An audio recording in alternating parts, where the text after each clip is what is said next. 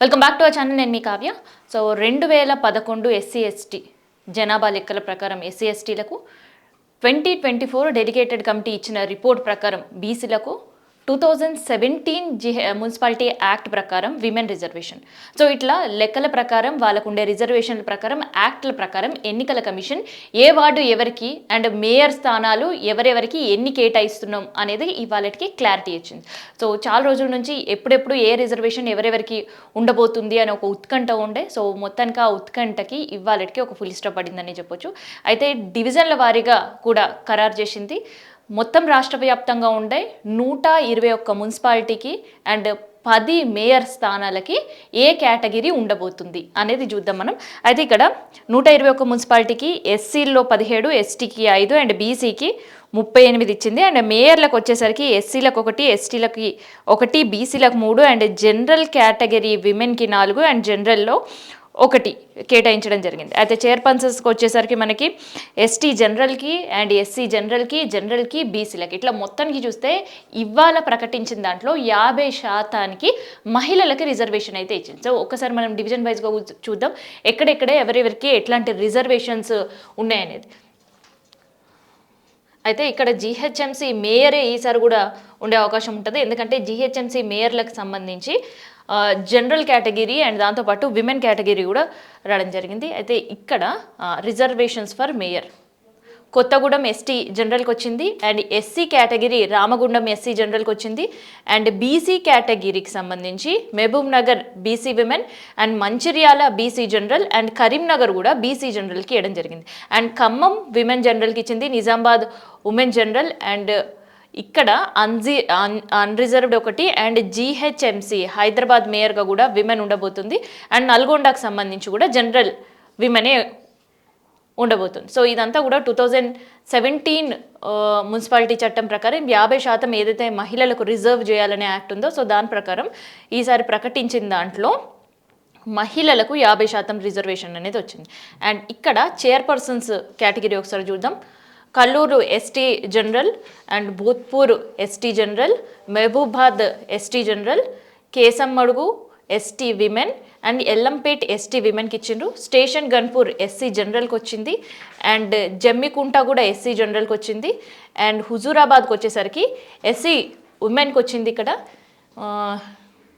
And Dornakal SC జనరల్కి వచ్చింది, Lachaipet SC జనరల్కే, మొయినాబాద్ ఎస్సీ జనరల్కే అండ్ కోహీర్ ఎస్సీ జనరల్కి, ఇంద్రేశం ఎస్సీ విమెన్ కేటగిరీకి వచ్చింది, చీర్యాల్ ఎస్సీ విమెన్కి వచ్చింది, హుజనాబాద్ ఎస్సీ జనరల్కి వచ్చింది, వికారాబాద్ ఎస్సీ విమెన్కి వచ్చింది, మోత్కూర్ కూడా ఎస్సీ విమెన్కి వచ్చింది. సో ఇట్లా దాదాపు 50% రిజర్వేషన్స్ అయితే ఇక్కడ ఉమెన్కి కల్పిస్తూ రిజర్వేషన్ జాబితా అయితే క్లియర్ చేయడం జరిగింది. తర్వాత ఇక్కడ Alampur BC reservation, Vardhanapally BC reservation, Kamareddy BC ఉమెన్కి వచ్చింది, బాన్స్వాడ కూడా బీసీ ఉమెన్కి వచ్చింది, ఆసిఫాబాద్ బీసీ జనరల్కి వచ్చింది అండ్ దేవరకద్ర బీసీ ఉమెన్కి వచ్చింది, చెన్నూరు బీసీ ఉమెన్కి వచ్చింది, మెదక్ బీసీ ఉమెన్కి వచ్చింది, ములుగు సీతక్క కాన్స్టిట్యున్సీ కూడా బీసీ ఉమెన్కి వచ్చింది, కొల్లంపూర్ బీసీ ఉమెన్కి వచ్చింది, అచ్చంపేట్ బీసీ ఉమెన్కి వచ్చింది, నాగర్ కర్నూల్ బీసీ జనరల్ కేటగిరీలో ఉంది. అండ్ దీంతోపాటు Devarakonda BC women, Maddur BC general, Peddampalli BC general, Vemulawada BC general, Shadnagar BC general, Jinnaram BC general, Zaheerabad BC general, Siddipet BC general, Gadwal BC general, Gadwal BC ఉమెన్కి వచ్చింది, దుబ్బాక బీసీ ఉమెన్కి వచ్చింది, Huzurnagar BC general, Tandur BC general, Parigi BC women, Kothakota BC women, Atmakur BC women, Narsampet BC women,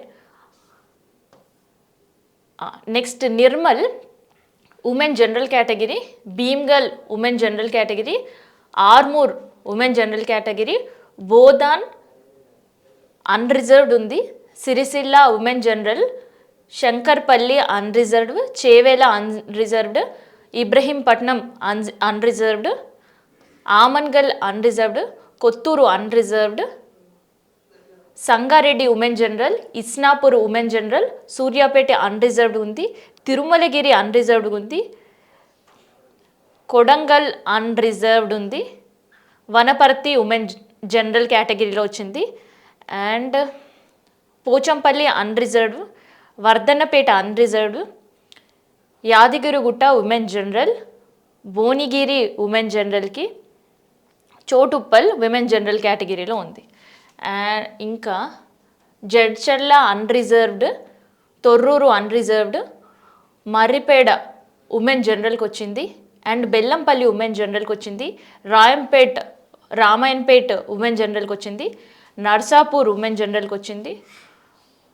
ఇట్లా దాదాపు 50% 2017 municipal act ప్రకారం అయితే విమెన్కి 50% reservation అయితే ఇవ్వడం జరిగింది. సో ఈ రిజర్వేషన్ కేటగిరీ తర్వాత ఎట్లా ఉండబోతుంది అనేది చూద్దాం. అండ్ దాంతోపాటు ఈ రిజర్వేషన్స్ పైన అండ్ దీనికి సంబంధించి విస్తృత సమావేశం రేపు ఉండబోతుంది. సో అధికారికంగా మేడారం జాతరతో పాటు ఎన్నికల వ్యూహాలపైన కూడా కాంగ్రెస్ ప్రభుత్వం దీనిపైన ఒక క్యాబినెట్ సమావేశం కూడా జరపబోతుంది.